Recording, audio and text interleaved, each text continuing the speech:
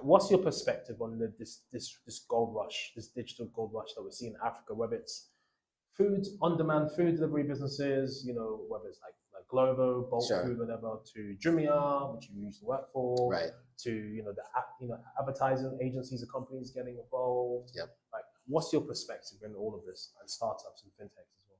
Yeah, it's a great question. I mean, I would say at least it's, in terms of the continent of Africa, last year there was $5.4 billion in investments in 2022, up just 100,000 from 2021 in terms of the total funding amount.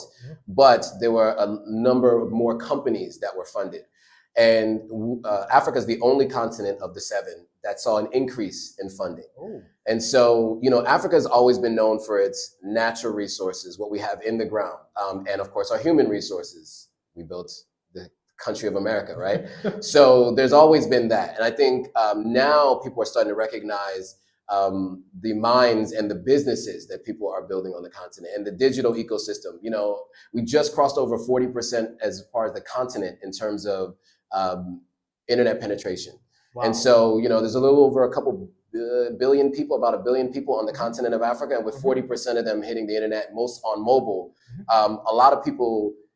And that's why I think fintech is so important, right? 33% of the investment dollars last year went to fintech because many people they're unbanked, right? So they send money through their mobile carriers, which is not something we do much in the States. We use like Venmo, Cashapp, things like that. But the mobile carriers here allow you to transfer money between people. And my housekeeper actually uses it as a bank. She doesn't have a bank account. Yeah. Her mobile money account is her bank account. And that's a lot of people. A lot of people. Like the market women and yeah. So I think people on the outside are starting to realize that these businesses can be large businesses, large scale businesses. And not only are they multinational businesses on the continent, but they could potentially be business models that can be applied elsewhere. There are other emerging markets around the world in Asia and Latin America where people can apply some of what Africa has done there. Because I think as a continent, the mobile advancements have been even a little bit more than the States.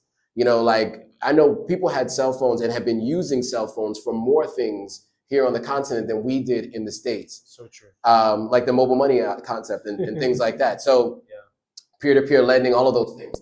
And so I think the world is opening up to that and realizing that. And so, Africa is benefiting. We just need to do a better job of making sure Africans are part of that process of investing in the startups. And more indigenous Africans are the ones running the startups, right? Perfect. That's what we need to see. We need to control the whole. The whole ecosystem. Yeah. The whole ecosystem. But yeah, I mean, it's been incredibly, it's been really awesome to see, from someone who came from the States, and I was into the whole Silicon Valley tech, the 2 bubbles that I've been a part of, the 2000 bubble that happened when I was still in high school, but I watched it as it happened. And then, of course, there was another bubble that happened during the financial crisis. And seeing the businesses that came out of that and following how that went, like all the social media networks that came between 2000 and 2008, and then the peer-to-peer lending or peer-to-peer renting services like Airbnb and Peerspace and all those things that came after the 2008 financial crisis. I saw, and I was never able to participate in that. Just because most people who do have complexion protection, they tend to be in the same group. It's a meritocracy, not a meritocracy, right? So that people tend to invest in people who look like them. True. But I did invest in a small startup at the time. Some friends of mine started a streaming service, so I got a taste of it. And then I just, at some point, I don't know how it happened, I saw what was happening on the continent of Africa, and I could see that it was the same thing that had happened in Silicon Valley, but on a broader scale. Much more widely distributed. So like you have companies in South Africa, Kenya, Egypt, Nigeria, all doing completely different things, or even doing things in the same space, but different. And then you've seen some exits, right? You've had a couple of unicorns, which is a $100 million company. Was that $1 billion? No, $1 billion valuation, right? So we've had a couple of those. Flutterwave. Yeah, Flutterwave, Jumia, IPO'd 2019. Yeah, Paystack. Paystack was acquired. And so you had some really big exits on the continent, and that really opened my eyes to the potential here. And so for me, it just made sense for me to be a part of it. One, to ensure that startups that I meet with and that I get to know the founders of get access to the same resources that their counterparts get access to in Silicon Valley. But then also at the same time to ensure that those people who are investing in those companies in Silicon Valley do know what's available to invest in here.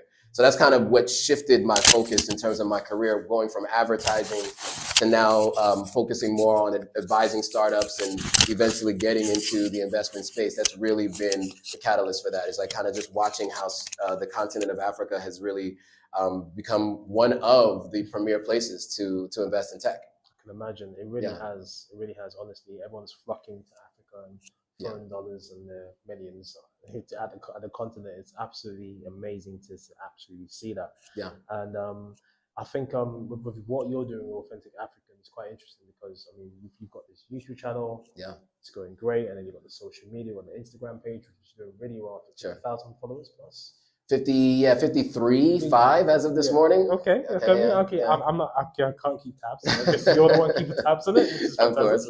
But you're doing great in terms of like your online media and social media platforms. It's great. All right, guys. Thanks for watching that clip from the Authentic African YouTube channel. If you want to see the full video, click up here. If you want to subscribe, don't forget to subscribe by clicking this link right here. And if you want to see anything more from the channel, then you want to click down here. All right, guys, thanks for watching. See you all in the next video.